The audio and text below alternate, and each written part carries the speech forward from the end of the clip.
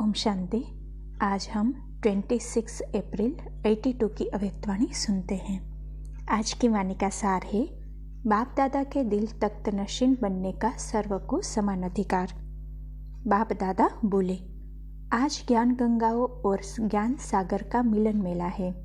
जिस मेले में सभी बच्चे बाप से रूहानी मिलन का अनुभव करते, बाप भी रूहानी बच्चों को देख हर्षित होते हैं और बच्चे भी रूहानी बाप से मिल हर्षित होते हैं, क्योंकि कल्प कल्प की पहचानी हुई रूहानी रूह जब अपने बुद्धि योग द्वारा जानती है कि हम भी वो ही कल्प पहले वाली आत्माएं हैं और उसी बाप को फिर से पा लिया है, तो उसी आनंद, सुख के, प्रेम के, खुशी के झूले में झूलने का अनुभव करती है।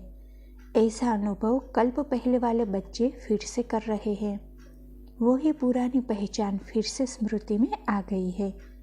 ऐसे स्मृति स्वरूप स्नेही आत्माएं इस स्नेह के सागर में समाई हुई लवलीन आत्माएं ही इस विशेष अनुभव को जान सकती है। स्नेही आत्माएं तो सभी बच्चे हो, स्नेह के शुद्ध संबंध से यहाँ तक पहुँचे हो, फिर भी स्नेह में भी नंबरवार है। कोई स्नेह में समाई हुई आत्माएं हैं और कोई मिलन मनाने के अनुभव को यथाशक्ति अनुभव करने वाली है, और कोई इस रूहानी मिलन मेले के आनंद को समझने वाले, समझने के प्रयत्न में लगे हुए हैं। फिर भी सभी को कहेंगे स्नेही आत्माएं। स्नेह के संबंध के आधार पर आगे बढ़ते हुए समाये हुए स्वरूप तक भी पहुंच जाएंगे। समझना समाप्त हो सामने का अनुभव हो जाएगा, क्योंकि समाने वाली आत्माएं समान आत्माएं हैं। तो समान बनना अर्थात स्नेह में समा जाना। तो अपने आप को स्वयं ही जान सकते हो कि कहाँ तक बाप समान बने हैं। बाप का संकल्प क्या है? उसी संकल्प समान मुझ लवलीन आत्मा का संकल्प है। ऐसे वाणी, कर्म, सेवा, संबंध सब में बाप समान बनने वाले। वह अभी तक महान अंतर है, वह थोड़ा सा अंतर है। अंतर समाप्त होना ही मनमना भव का महामंत्र है। इस महामंत्र को हर संकल्प और सेकंड में स्वरूप में लाना, इसी को ही समान और समाई हुई आत्मा कहा जाता है। बेहद का बाप बेहद का संकल्प रखने वाला है कि सर्व बच्चे बाप समान बने। ऐसे नहीं मैं गुरु बनूं और यह शिष्य बने, नहीं, बाप समान बन बाप के दिल तख्त नशीन बने। यहाँ कोई गद्दी नशीन नहीं बनना है। वह तो एक दो बनेंगे, लेकिन बेहद का बाप बेहद के दिल तख्त नशीन बनाते हैं, जो सर्व बच्चे अधिकारी बन सकते हैं। सभी को एक ही जैसा गोल्डन चांस है, चाहे आदि में आने वाले, चाहे मध्य में व अभी आने वाले हैं। सभी को पूरा अधिकार है समान बनने का, अर्थात दिल तख्त नशीन बनने का। ऐसे नहीं कि पीछे वाले आगे नहीं जा सकते, कोई भी आगे जा सकते हैं, क्योंकि यह बेहद की प्रॉपर्टी है। इसलिए ऐसा नहीं कि पहले वालों ने ले लिया तो समाप्त हो गई। इतनी अखुट प्रॉपर्टी है जो अब के बाद और भी लेने चाहे तो ले सकते हैं, लेकिन अधिकार लेने वाले के ऊपर है, क्योंकि अधिकार लेने के साथ साथ अधीनता के संस्कार को छोड़ना पड़ता है। कुछ भी नहीं, सिर्फ अधीनता है। लेकिन जब छोड़ने की बात आती है तो अपनी कमजोरी के कारण इस बात में रह जाते हैं और कहते हैं कि छूटता नहीं। दोष संस्कारों को देते कि संस्कार नहीं छूटता, लेकिन स्वयं नहीं छोड़ते हैं, क्योंकि चैतन्य शक्तिशाली स्वयं आत्मा है, वह संस्कार है। संस्कार ने आत्मा को धारण किया, वह आत्मा ने संस्कार को धारण किया। आत्मा की चैतन्य शक्ति संस्कार है, वह संस्कार की शक्ति आत्मा है। जब धारण करने वाली आत्मा है तो छोड़ना भी आत्मा को है, न कि संस्कार स्वयं छूटेंगे। फिर भिन्न भिन्न नाम देते, संस्कार है, स्वभाव है, आदत है व नेचर है, लेकिन कहने वाली शक्ति कौन सी है? आदत बोलती है व आत्मा बोलती है, तो मालिक है या गुलाम है? तो अधिकार को अर्थात मालिक बन को धारण करना, इसमें बेहद का चांस होते हुए भी यथाशक्ति लेने वाले बन जाते हैं। कारण क्या हुआ? कहते मेरी आदत, मेरे संस्कार, मेरी नेचर, लेकिन मेरा कहते हुए भी मालिकपन नहीं है। अगर मेरा है तो स्वयं मालिक हुआ ना। ऐसा मालिक जो चाहे वह कर न सके, परिवर्तन कर न सके, अधिकार रख न सके, उसको क्या कहेंगे? क्या ऐसी कमजोर आत्मा को अधिकारी आत्मा कहेंगे? तो खुला चांस होते भी बाप नंबरवार नहीं देते, लेकिन स्वयं को नंबरवार बना देते हैं। बाप का दिल तख्त इतना बेहद का बड़ा है जो सारे विश्व की आत्माएं भी समा सकती है। इतना विराट स्वरूप है, लेकिन बैठने की हिम्मत रखने वाले कितने बनते हैं? क्योंकि दिल तख्त नशीन बनने के लिए दिल का सौदा करना पड़ता है। इसीलिए बाप का नाम दिल वाला पड़ा है। तो दिल से लेता भी है, दिल देता भी है। जब सौदा होने लगता है तो चतुराई बहुत करते हैं। पूरा सौदा नहीं करते, थोड़ा रख लेते हैं, फिर क्या कहते, धीरे धीरे करके देते जाएंगे। किस्तों में सौदा करना पसंद करते हैं। एक धक से सौदा करने वाले एक के होने के कारण सदा एक रस रहते हैं और सब में नंबर 1 बन जाते हैं। बाकी जो थोड़ा थोड़ा करके सौदा करते हैं, एक के बजाय 2 नाव में पांव रखने वाले सदा कोई न कोई उलझन की हलचल में एक रस नहीं बन सकते हैं। इसीलिए सौदा करना है तो सेकंड में करो, दिल के टुकड़े टुकड़े नहीं करो। आज अपने दिल हटाकर बाप में लगाई, एक टुकड़ा दिया अर्थात एक किस्त दी।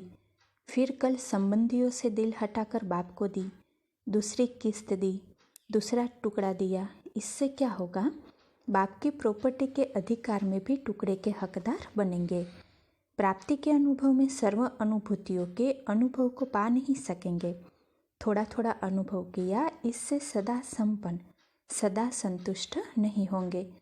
इसलिए कई बच्चे अब तक भी ऐसे ही वर्णन करते हैं कि जितना जैसा होना चाहिए वह इतना नहीं है। कोई कहते पूरा अनुभव नहीं होता, थोड़ा होता है, और कोई कहते होता है लेकिन सदा नहीं होता। क्योंकि पूरा फुल सौदा नहीं किया है तो अनुभव भी फुल नहीं होता है। एक साथ सौदे का संकल्प नहीं किया, कभी कभी करते हैं तो अनुभव भी कभी कभी होता है, सदा नहीं होता।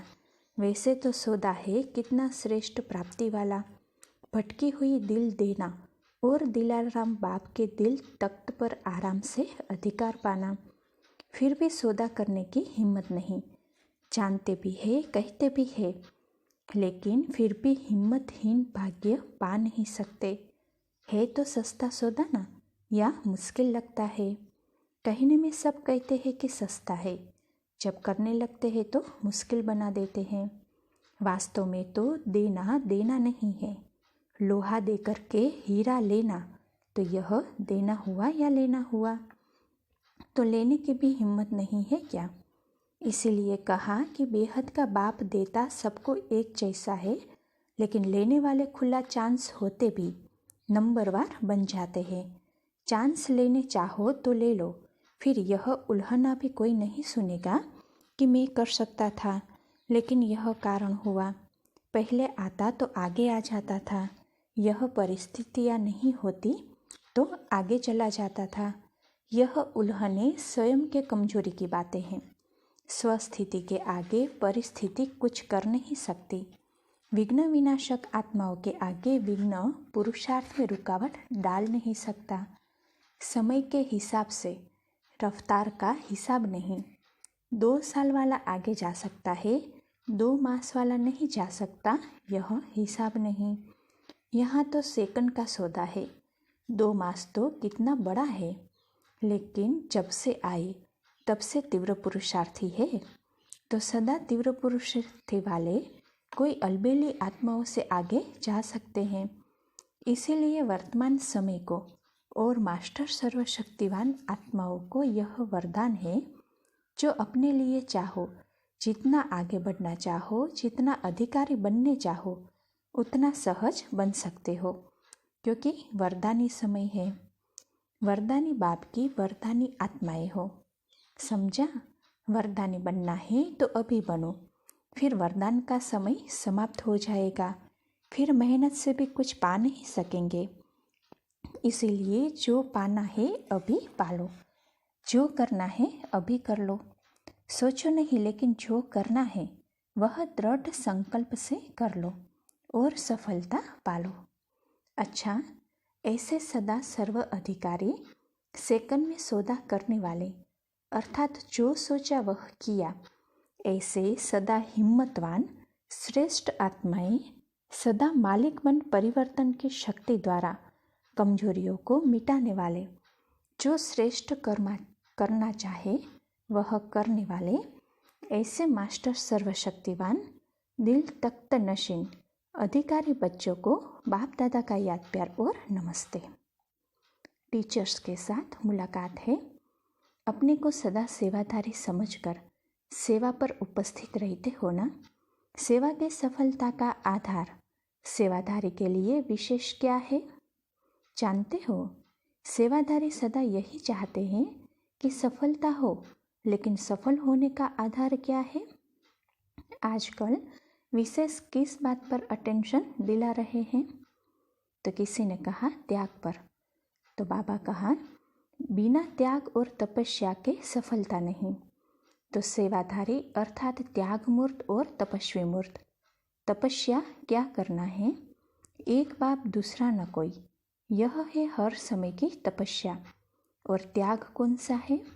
उस पर तो बहुत सुनाया है, लेकिन सार रूप में सेवाधारी का त्याग जैसा समय, जैसी समस्याएं हो, जैसे व्यक्ति हो, वैसे स्वयं को मोल्ड कर स्व कल्याण और औरों का कल्याण करने के लिए सदा बिजी रहे। जैसी परिस्थिति हो, अर्थात कहाँ अपने नाम का त्याग करना पड़े, कहाँ संस्कारों का, कहाँ व्यर्थ संकल्पों का, कहाँ स्थूल अल्पकाल के साधनों का, तो उस परिस्थिति और समय अनुसार श्रेष्ठ स्थिति बना सके। कैसा भी त्याग उसके लिए करना पड़े तो कर ले, अपने को मोल्ड कर ले। इसको कहा जाता है त्याग मूर्त। त्याग, तपस्या, फिर सेवा। त्याग और तपस्या ही सेवा की सफलता का आधार है। तो ऐसे त्यागी जो त्याग का भी अभिमान न आए कि मैंने त्याग किया, अगर यह संकल्प भी आता तो यह भी त्याग नहीं हुआ। सेवाधारी अर्थात बड़ों के डायरेक्शन को फौरन अमल में लाने वाले। लोक संग्रह अर्थ कोई डायरेक्शन मिलता है तो भी सिद्ध नहीं करना चाहिए कि मैं राइट हूँ। भले राइट हो, लेकिन लोक संग्रह अर्थ निमित्त आत्माओं को डायरेक्शन मिलता है तो सदा हाँ जी, जी हाजिर करना, यही सेवाधारियों की विशेषता है। यह झुकना नहीं है, नीचे होना नहीं है, लेकिन फिर भी ऊंच जाना है। कभी कभी कोई समझते हैं अगर मैंने किया तो मैं नीचे हो जाऊंगी, मेरा नाम कम हो जाएगा, मेरी पर्सनालिटी कम हो जाएगी। लेकिन नहीं, मानना अर्थात माननीय बनना, बड़ों को मान देना अर्थात स्वमान लेना। तो ऐसे सेवादारी हो जो अपने मान शान का भी त्याग कर दो। अल्पकाल का मान और शान क्या करेंगे? आज्ञाकारी बनना ही सदा काल का मान और शान लेना है। तो अविनाशी लेना है या अभी का लेना है? तो सेवाधारी अर्थात इन सब बातों के त्याग में सदा एवर रेडी। बड़ों ने कहा और किया, ऐसे विशेष सेवाधारी सर्व के और बाप के प्रिय होते हैं। झुकना अर्थात सफलता या फलदायक बनना। यह झुकना छोटा बनना नहीं है, लेकिन सफलता के फल संपन्न बनना है। उस समय भल ऐसे लगता है कि मेरा नाम नीचे जा रहा है, यह बड़ा बन गया, मैं छोटी बन गई, मेरे को नीचे किया गया, उसको ऊपर किया गया। लेकिन होता सेकंड का खेल है। सेकंड में हार हो जाती और सेकंड में जीत हो जाती। सेकंड की हार सदा की हार है, जो चंद्रवंशी कमानधारी बना देती है, और सेकंड की जीत सदा की जीत, खुशी प्राप्त कराती, जिसकी निशानी श्री कृष्ण को मुरली बजाते हुए दिखाया है। तो कहाँ चंद्रवंशी कमानधारी और कहाँ मुरली बजाने वाले? तो सेकंड की बात नहीं, लेकिन सेकंड का आधार सदा पर है। तो इस राज को समझते हुए सदा आगे चलते चलो। ब्रह्मा बाप को देखा, ब्रह्मा बाप ने अपने को कितना नीचा किया, कितना निर्माण होकर सेवाधारी बना, जो बच्चों के पांव दबाने के लिए भी तैयार। बच्चे मेरे से आगे हैं, बच्चे मेरे से भी अच्छा भाषण कर सकते हैं।